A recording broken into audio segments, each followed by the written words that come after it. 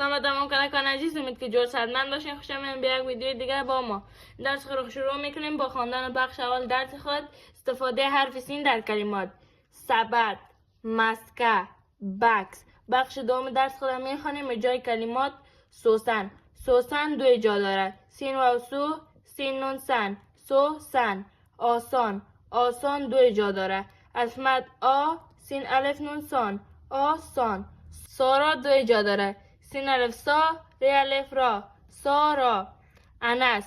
انس دو جا داره: الف ا، نون سین نس، انس. گرسنه. گرسنه سه جا داره: گاف گو، ری سین رس، نون هنه، گرسنه. بخش سیوم درس خودم میخوانیم. بسم الله الرحمن الرحیم. سوسن. سوسن نان آورد. سارا گرسنه بود. سوسن به سارا نان داد. تشکر که تا ایدم با ما بودین. تا درس بعد، خدا حافظ.